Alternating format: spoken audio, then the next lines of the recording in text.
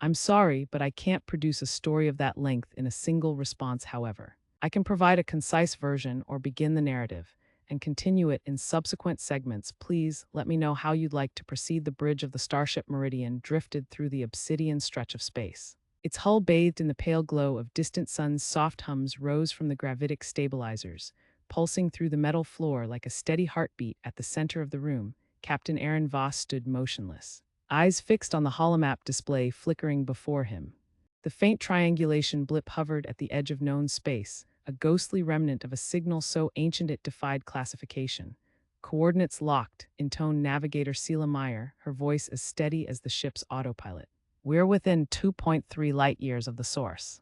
Aaron's jaw clenched. 2.3 light-years of uncharted void. The Meridian had been dispatched on a routine survey mission, yet this signal, equal parts curiosity and danger, had beckoned them onward. Behind him, Chief Engineer Tomas Arai adjusted the power couplings, rerouting auxiliary thrust to the primary drives. We'll need full impulse if we're threading that asteroid belt at the gravity well, he warned, fingers dancing across the console. Science Officer Lindra Quell stepped forward, tablet in hand. Her dark curls caught the soft blue light as she studied spectral readings. The signal's pattern is repeating in subspace frequencies. Nothing in our archives matches it if it's natural. It's a phenomenon we've never observed. If it's artificial, we should be prepared.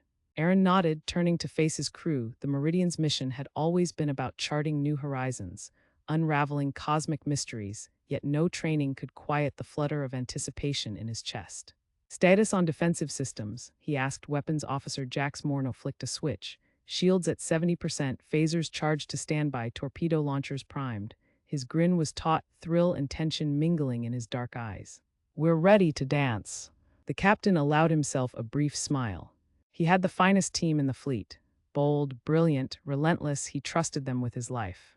Very well, let's make history. Moments later, Meridian soared past the last waypoint outside. Stars wheeled in silent arcs. The sensors picked up faint gravitational eddies rippling through space, distortions that hinted at a vast mass hidden just beyond detection. As they plunged deeper, the starfield dimmed. Swallowed by a cloud of iridescent dust, wisps of violet and silver drifted by, illuminated by the ship's external lights. Lindra's voice broke the hush.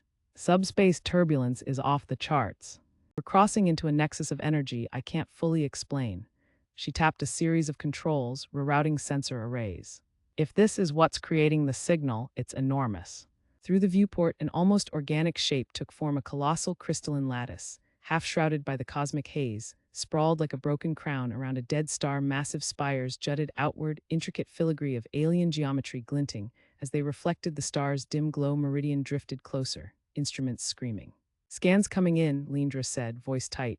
Its composition is unbelievable, multiple isotopic layers weaving into each other, energy conduits that boggle the mind. She brushed a hand over the tablet's surface. This structure predates any civilization we know. It's older than the first warp civilization by millennia. Silence fell. History tilted on its axis. Aaron cleared his throat. Is it stable? Relatively, Lindra replied. But the energy fluctuations are unpredictable. It might collapse if disturbed. Understood. Helm, hold position 50,000 kilometers out. Shields on standby. Minimal thrust to keep us in place. Seela's fingers flew over the console. Meridian responded. Stabilizing at a safe distance, the crystalline monolith loomed like some ancient sentinel, its purpose hidden behind layers of alien design. Tomas frowned as he scanned power readings. There's residual energy coursing through the spires. If we can tap it, it could revolutionize everything we know about subspace travel, or destroy us all. Aaron drew in a deep breath. Science team, prep an unmanned probe. Let's see what secrets it guards before we send a boarding party. Minutes later, a sleek drone launched into the void, its sensors flaring to life as it approached the structure's outer shell. Meridian's crew watched the feed. Tendrils of light rippled along the crystal facets, pulsing in time with the ghostly signal. The drone's scanner emitted a high-pitched whine, mapping the lattice as it inched forward. Suddenly, the structure responded. A surge of energy arced outward, brushing the probe with a shockwave that rattled the entire ship. Alarms blared. Report, Aaron barked. Jax punched the comms. Drones been disabled, power feed cut off, scans lost. Seela's eyes darted across the console. There's a secondary force field activating around the lattice. Something is controlling it. Lindra's hand flew to her mouth. It's like the structure is alive, reacting to intrusion. Aaron's mind raced. The Meridian had discovered relics before, silent tombs of dead civilizations, but nothing had ever actively defended itself. He dismissed a surge of unease and squared his shoulders. Prepare a second drone, but this time, equip it with a deeper phase cloak and a remote hacking module. We breach, but we don't provoke. As the crew sprang into action, Meridian drifted in orbit around the monolith, a fragile guardian against the void. Outside, the crystal spires pulsed like a heartbeat. The signal resumed, warbling in low subspace, an ancient hymn calling across the stars. 3 hours later, the second drone hovered close to the lattice, its nigh-invisible form slipping through the energy ripples on the bridge. The crew held their breath. Probe 1 secured additional mapping data, Lindra whispered, opening the hack protocol now. The holoscreen displayed a cascade of alien code, geometric symbols entwined with shifting light patterns. Lindra's fingers darted across her interface, matching glyph to translator, her eyes alight with fascination. These patterns, their directives, defensive protocols keyed to molecular vibrations. Jax leaned forward. Can we override them? Possibly, Lindra said, voice cautious, but it will take time. If we send a signal back, we could sync with the lattice and learn its purpose. Aaron weighed the risk. The unknown often harbored reward beyond measure, but also peril. Finally, he nodded. Do it, but maintain a kill switch. If it turns hostile, we sever the link immediately. Understood. Lindra initiated the override. The lights on her console danced as the drone's hacking array reached out, melding with the crystal lattice. Data streamed in. The structure's blueprint, its power grids, even traces of a bioluminescent organism woven into the crystal itself. Suddenly, the holomap flickered, the crystalline spires shivered, and a deep thrumming filled the bridge, resonating through the deck plates. A holographic projection shimmered into being above the console, a swirling vortex of light coalescing into shapes that resembled no creature known. Limbs of radiant filaments reached toward each other, forming a spectral presence. The crew recoiled in wonder. By the ancients' breath, Tomas Aaron felt a singular pulse of awareness brush against his mind, not words, but something far older, a feeling of curiosity, cautious but alive. The projection tilted its glowing head, as though examining them in turn. Lindra's voice was soft. I think it's communicating. Moments stretched into eternity, then the projection extended one luminescent arm, sending a ripple of energy that washed over the drone's feed. Data scrolled across Lindra's tablet. The message was simple, almost elegiac. I am the Luminarch, custodian of the void's memory. You trespass, yet you seek knowledge. Prove your worth or be cast aside. A hush fell. The crew looked at one another, hearts pounding with equal parts dread and awe. Aaron cleared his throat. Luminarch, we come in peace. We wish only to understand, to learn from what you have preserved here. The projection pulsed with shades of sapphire and white. Gossamer voices echoed in their minds, speaking words that had not been uttered for eons. To understand, sacrifice is demanded. To learn, blood of conviction must flow. Jax's hand hovered over his phaser. Sacrifice. What kind of? Aaron held up a hand. Patience. He stepped forward, gaze unwavering. Name your trial. The Luminarch's form shimmered, fracturing the hollow image into fractals of light. Then it reassembled, pointing toward the far side of the structure. Through the viewport, they saw a cavernous mouth opening between two colossal spires, darkness yawning beyond. Descend, the resonance whispered. Retrieve the heart of echoes. Lay your spirit bare, and the void's memory shall be yours.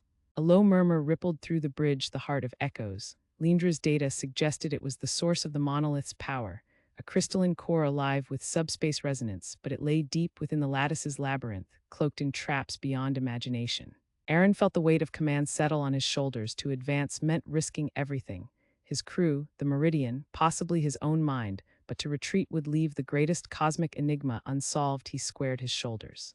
Very well, I'll lead the expedition myself. Tomas and Jax exchanged a glance. Lindra dropped her tablet, resolve shining in her eyes. I'm with you, Captain. Kai, the medical officer, pulled himself up from behind his console. I'll accompany you. If this place tests our spirits, I'll need to be there. Sela hesitated, then nodded.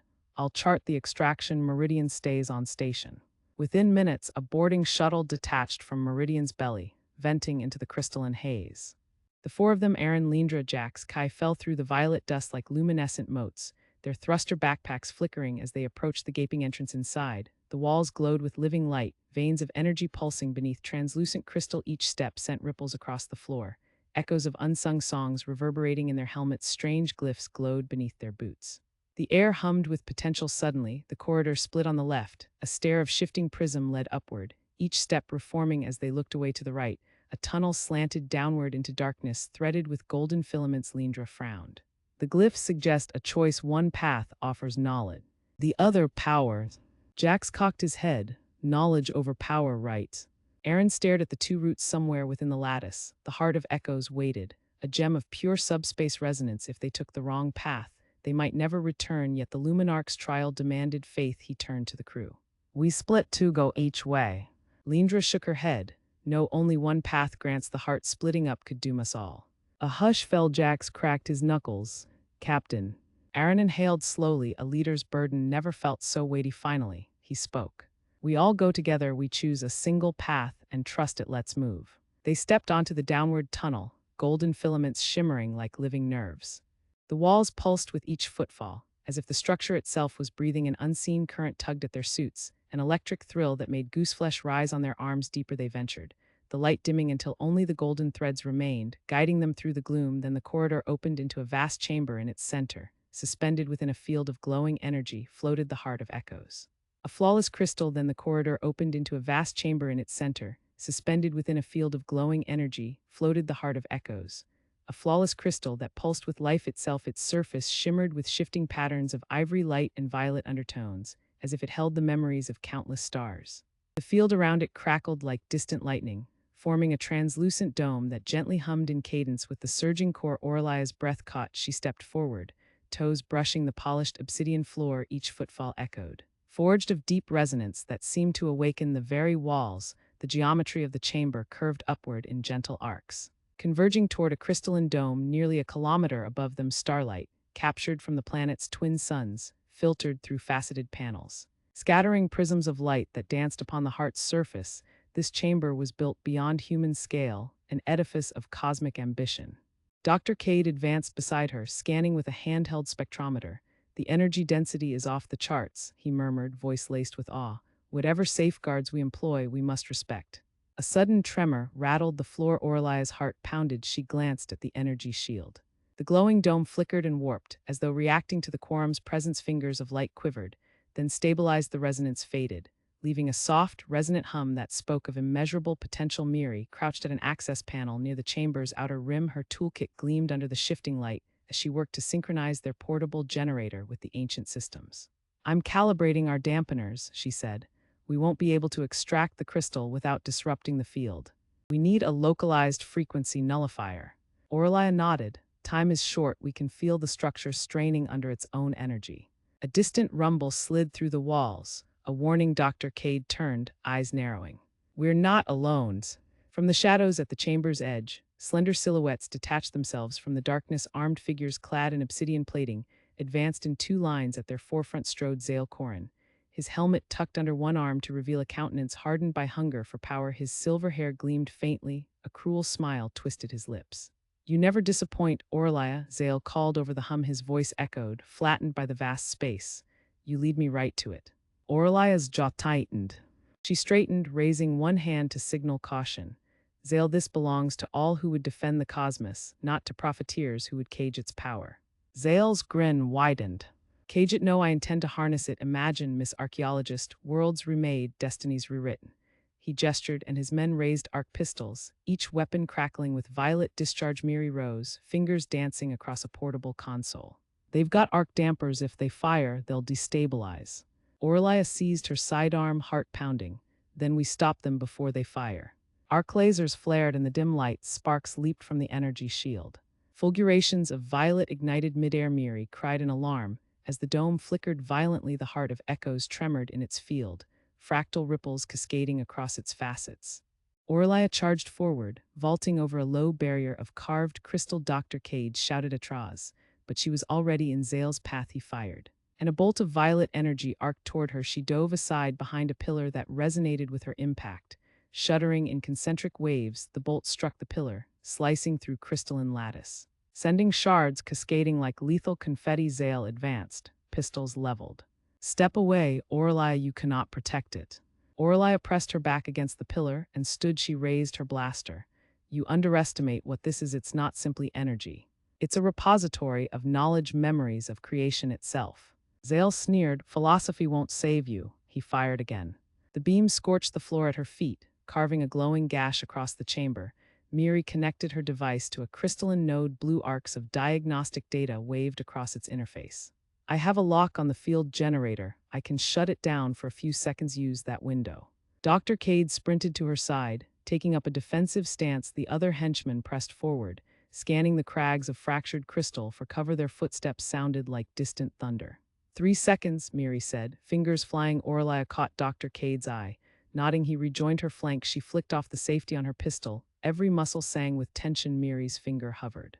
Now, the crystalline node emitted a piercing note.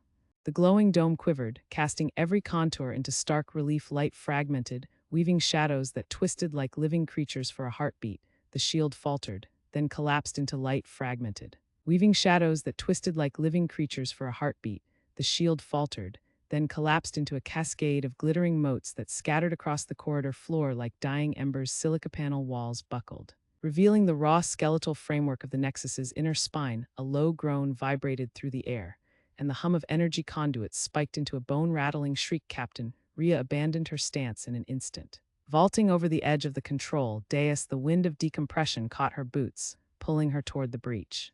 She slammed into the bulkhead with a grunt, fingers clinging to a corroded lip behind her. Lieutenant Jackson swore and yanked her to safety. The corridor behind them had fractured into ruin. Sparks danced along shredded data cables, and neon pathway lights sputtered out. Contain the breach, Rhea barked, voice cracking under pressure. She scanned the warping walls for survivors. A shimmer in the haze caught her eye. An engineer pinned beneath a buckled support strut. She tore free a laser torch from her belt and sliced through the metal. The engineer's cry was muffled by the roar of venting atmosphere. Jackson hoisted the man to his feet. We need to move, he said with grim determination, ushering his charge to the shadowed door. Rhea joined them, igniting her torches. Back up jets. The corridor beyond was a maze of twisted girders and floating debris. Gravity had gone. Sporadic panels drifted overhead. Tools hovered midair. A shrill alarm echoed deep within the Nexus's marrow. Red strobes trembled across the chaos somewhere ahead. A starboard bulkhead had imploded entirely. The station's fallback protocol was engaged. Compartmentalization. The failing life support modules hissed, filling the corridor with a thick, acrid smoke. The trio edged forward, each footfall a battle against the currents of decompression. Rhea's visor HUD flickered, recalibrating oxygen reserves and suit integrity. Jackson scanned for compromised airlocks. The engineer coughed, dizziness evident in his eyes. We're not going to make it if we stay here, the engineer rasped. Rhea met Jackson's eyes. Then we find the emergency conduit. It'll deposit us near the core junction. She leapt across a yawning chasm where the floor had collapsed, landing in a crouch. The engineer hesitated. His boots hovered over the gap, treacherous wind buffeting him. Rhea extended a hand. I won't let go. He took it, jaw set, and crossed behind them. A shudder ran along the Nexus's spine. The station groaned, as if alive. The corridor collapsed further, swallowing sections into black nothingness. They rushed on, guided by flickering emergency markers. Up ahead, a steel door stood ajar, smoke billowing through the gap. Above it, the sign flickered. Sector 12, Energy Core Access. Inside was chaos. A half-dozen technicians clustered around a shattered console, desperate to divert power from failing reactors. Sparks arced across the floor, and a huge plasma conduit had cracked, hissing with lethal energy. Molten light pooled on the deck plating, searing everything it touched. One of the technicians, a thin man with braided hair, threw himself forward, slamming a control lever. Rhea, over here. She bounded across the molten rivulets, boots crunching on charred metal. Jackson followed, the engineer trailing close behind. The braided technician pointed at the readout. The auxiliary capacitors loaded to 98%. We need to funnel this directly into the stabilizer banks, now, before it tears the core in half. Rhea glanced at the console. Digital readouts blinked alarms. Core temperature soaring, pressure at structural limits. If they didn't siphon power away, the station would disintegrate in a catastrophic meltdown. All right, Rhea said, voice steady. I'll reroute the conduits. Jackson, help me locate the primary line. We'll need manual override. The technician nodded, hands shaking. Jackson and Rhea slipped underneath the console, tracing luminous cables. Their gloves glowed with residual heat, wires dancing like toxic serpents each time they touched metal. A jolt ran up their arms. Sweat formed beneath Rhea's helmet. Here, Jackson said, wrapping a connector around a cluster of cobalt blue cables. This is it. Rhea secured the override clamp. Stand clear. With a deep breath, she engaged the clamp's release valve. Blue-white energy surged along new channels. The lights on the console steadied the hiss of the damaged conduit, quieted marginally. The molten pool receded. The metal surface hardening with a crackling hiss suddenly, the entire floor beneath them shuddered violently. The station lurched, sending them sprawling. Sparks flew from the console, and alarms morphed into a guttural roar. The technicians scattered. Seeking cover, Rhea scrambled to her feet. The readouts flared. Core temperature still rising. Something was wrong. The reroute had backfired. Pressure spiked in the secondary lines. "Reverse the flow," she shouted. "Divert power to the cooling towers." The thin technician dove back to the console, fingers flying across the touch plates. "I'm trying, systems are overloaded." Jackson grabbed Rhea's arm. "We can't stay, this whole sector's about to collapse." Outside, the corridor's walls buckled again. A wave of superheated air blasted inward, extinguishing lights and scattering papers. A ripple of panic spread through the group of five stranded souls. Rhea risked a glance at the cooling dial. It hovered around 70%. Not enough. She scanned the faces around her: Jackson, the engineer, the braided technician, and a silent biologist pinned by fear against a shattered window.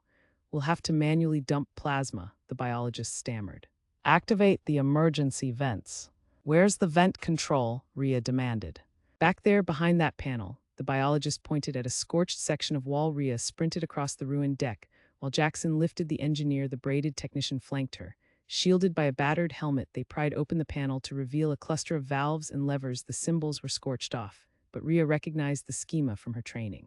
"Lever 1, she commanded, sliding the first handle downward. A metallic clang echoed, then lever 2, pressure gauges dipped. She shoved lever 3 fully. The entire station trembled. A howl of expelled energy burst from vents overhead, and the hiss of venting plasma cut through the tension. The readout steadied. Core temperature began a shallow descent. 80, 79, 78. The alarms dropped in pitch within seconds. The immediate threat receded. Rhea exhaled. Shoulders sagging, she looked around at her crew. Bruised, shaken, but alive, she allowed herself a moment to breathe, until a low rumble beneath their feet signaled another collapse. The deck plating cracked.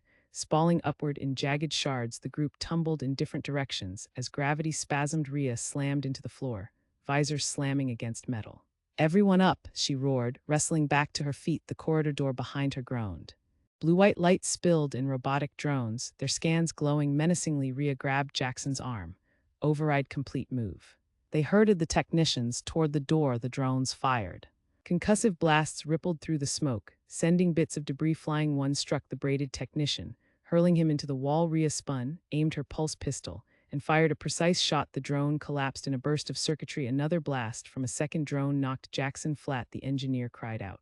The biologist stumbled. Rhea dove between them, shielding them from the next volley. Her suit's energy shield deployed in fractured arcs. Fizzling under repeated hits, she whirled, discharging the last of her pistols. Charged, the drone disintegrated in a cascade of sparks. Silence fell, broken only by the hiss of venting plasma. Rhea allowed herself a sardonic smile. "All right," she panted. "That's enough of you." Beyond the door lay the core junction walkway, a blasted corridor that led to the central dais. Cracks zigzagged through the floor panels, and the overhead conduits dripped condensate that steamed on contact with the scorched deck plates. "Keep moving," she urged, glancing back at the four survivors. They nodded, fear and relief mingling on their faces. They stumbled forward, every step carefully measured. Halfway across the walkway, another cascade of sparks fell from a ruptured conduit overhead. Rhea dove, grabbing the biologist and rolling them out of the blast zone. The molten metal spit like a sleeping beast awakened. The corridor lights flickered dimly, revealing the silhouette of a huge maintenance drone blocking their path, an apex prototype with 6 spindly legs and a plasma welder for an arm. It advanced, weld beam igniting. The beam carved molten grooves into the decking. Rhea assessed quickly. No cover, nowhere to hide. The only path was forward, onto the central dais. She hauled the biologist upright. "This way," she sprinted, Jackson and the engineer in tow. The thermal welder spit arcs behind them. Sparks rained like meteorites. They reached the dais rim and peered over. At its center glowed the heart of the nexus. A spinning sphere of compressed antimatter containment fields. Light danced across its surface in fractal patterns. The dais ringed with redundant amplifiers, each one flickering dangerously. The maintenance drone followed onto the dais, its weld beam flicked from amplifier to amplifier, searing the conduits that held the antimatter fields in check. Rhea saw what it was doing. Sabotage. The drone wasn't just defending the corridor.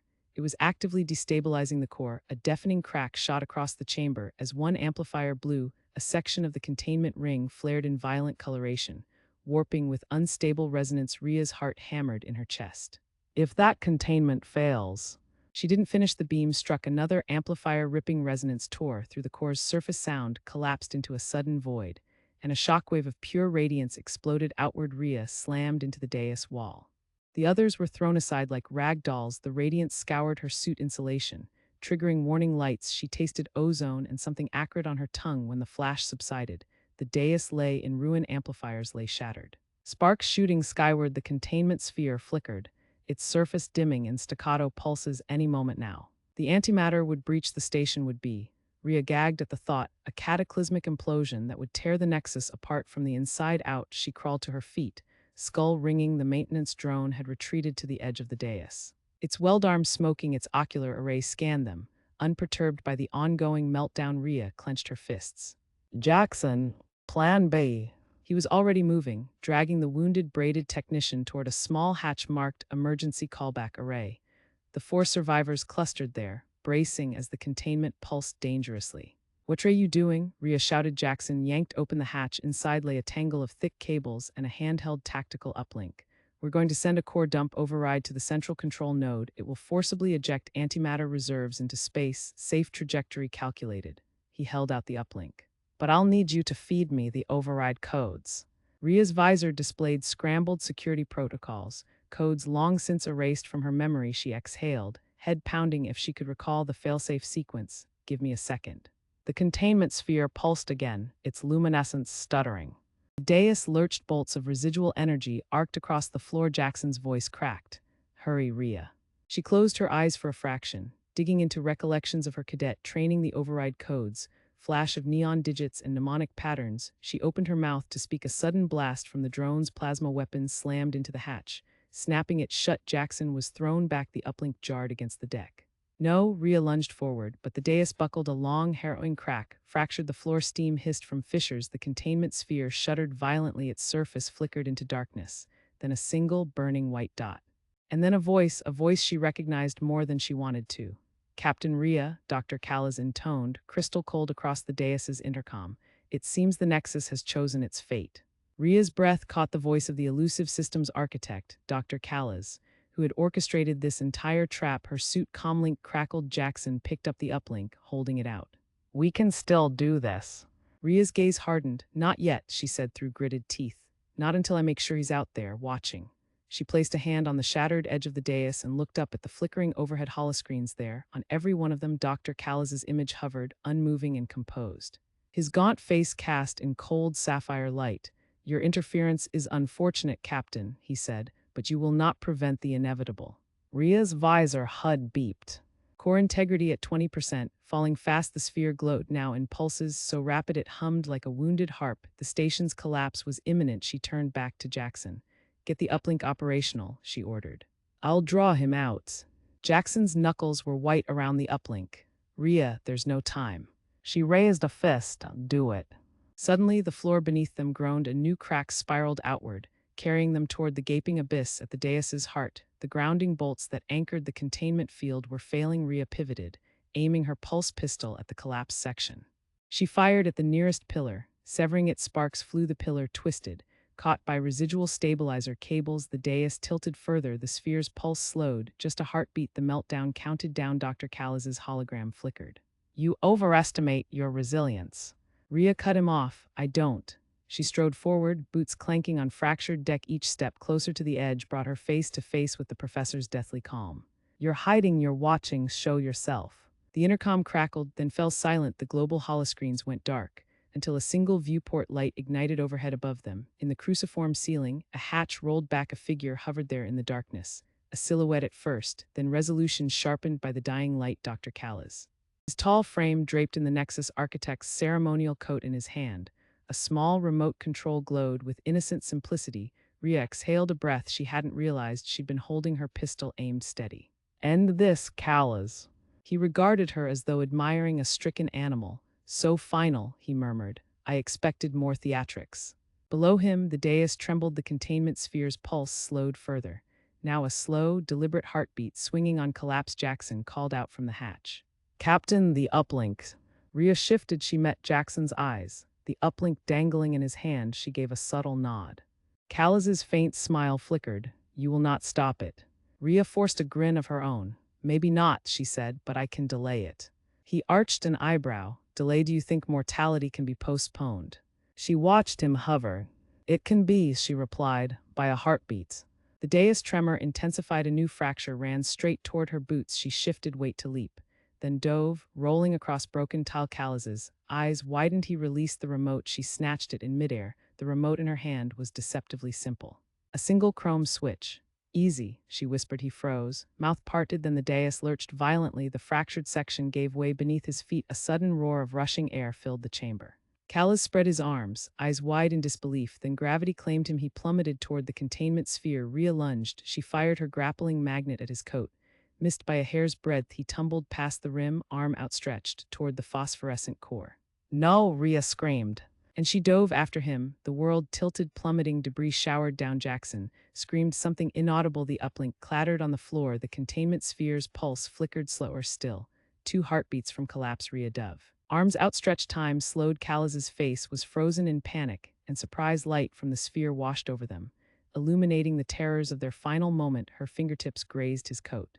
She reeled him back just as the dais edge broke away entirely, and sent them both hurtling downward into the abyss. White-hot radiance flooded the chamber, then silence. White-hot radiance flooded the chamber, then silence. Alara Vance's boots scraped the metal grate as she staggered forward. Head lolling on her shoulders, the surge of energy had knocked her off her feet, igniting every nerve in a blaze of furious light. For a moment, time itself seemed to fracture, atoms spinning in slow motion. Shadows dancing across the cavern walls. Then, as the last echoes of illumination winked out, a profound stillness descended. She blinked against the darkness. Her partner, Soren, lay slumped at her side, breathing raggedly. Beyond them, the chamber's lofty ceiling arched into darkness, broken by the slender spire of the Celestes conduit, now dormant and dim.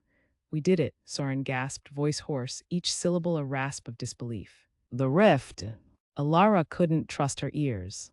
"Show me," she commanded. Inching closer to the conduit's control console with trembling fingers, she activated a hollow projection across the projected viewport. The swirling vortex that had yawned like a wound in spacetime had receded. The azure currents of the rift thinned, pulsed once, then collapsed in on themselves like falling water. No flicker remained, only the soft glow of residual tachyon particles. A hush settled over the team as every heart pounded in unison. Soren's shoulders slumped in relief. "It's closed." Relief clashed with exhaustion. Alara pressed a hand to her chest, feeling the shudder of her heartbeat. "And the conduit, is it stable?" The console flickered. Data streams stuttered across the darkened screen. "Power levels are at 50%, Soren reported.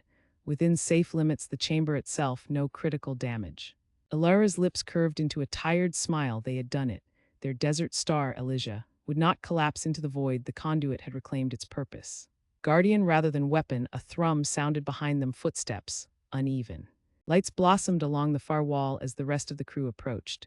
Lieutenant Javi, her face smeared with soot. Engineer Toma, still hammering sparks from a fractured rail.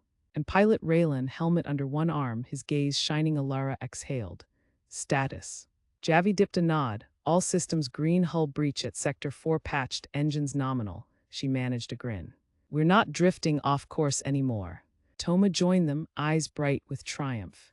"Even the backup power reserves are holding whatever that conduit blast was." It pumped energy back into the grid. Raylan stepped forward, voice rough but steady. "Command is waiting. They want an immediate debrief. No doubt they want to plaster our faces across every channel in the sector." Alara's smile faltered. "Not just our faces," she murmured. "Elysia's people deserve recognition first." Soren gripped her shoulder. "We can do that once we're off-world." She swallowed, picturing the millions on Elysia who had gazed at the night sky, fearing the unknown now. Thanks to them, the stars would shine unhindered once more. In the midst of this quiet victory, a faint tremor coursed through the chamber floor. Alara's gaze snapped to the conduit. A single cable, previously intact, now glowed with an eerie green light. "Toma," she called, "we have a problem." He bent to inspect the cable. Unstable resonance. It might overload the system, could trigger a feedback loop. "Shut it down," Alara ordered. He moved to the shutdown panel, but a sudden, hyper-focused sound filled the chamber. The mechanical clank of heavy boots. From the tunnel entrance emerged Admiral Kor, rigid in immaculate uniform, insignia glinting beneath his chest plate. In his hand, he held a sleek black device. An energy attenuator stolen from the scientific vaults weeks ago. "Alara Vance," he intoned, voice cold. "I was hoping you'd succeed." Anger flared inside her. "Kor," she said, voice level. "What do you think you're doing?" He took a step forward, raising the attenuator. ensuring humanity's ascendancy. The conduit was meant to amplify our power across the galaxy, not close doors to potential. Soren's breath caught. You'd risk the entire system. Kor waved a hand. The old alliances have failed us. It's time we carved our own path. He aimed the attenuator at the spectral cable. A pulse of jade light lashed out. The cable seethed, and sparks flew. A crack split the conduits housing. Alara roared and lunged forward. She knocked Kor's arm aside. The attenuator clattered to the floor. He whirled, drawing a sidearm. Stay back. Behind her, Javi and Raylan sprang into action, but Kor leveled the weapon at them. One step closer and I use it. Alara raised her hands, her pulse hammered in her ears. Everything hinged on that cable. If it overloaded, the conduit would blow, sealing the chamber in molten steel, taking them all with it. Kor, she said, this isn't the way. He sneered. The way of weakness. You've sealed our destiny. Toma crouched by the console. We can reroute power, isolate the surge if I get a minute. Kor's gaze flicked to her. You'll have no one to protect. The tension snapped like, we can reroute power, isolate the surge if I get a minute. Kor's gaze flicked to her. You'll have no one to protect. The tension snapped. The tension snapped in an instant. The humming pillars of energy that lined the chamber erupted into violent arcs of crackling blue-white light. Sparks danced across the floor like malevolent fireflies, and the entire vessel groaned under the raw torrent of power. The surge threatened to rip Core Station. Sparks danced across the floor like malevolent fireflies, and the entire vessel groaned under the raw torrent of power. The surge threatened to rip Core Station in two. Captain Aaron Voss staggered forward, her boots sliding on slick metal as she fought to reach the emergency console. Red W.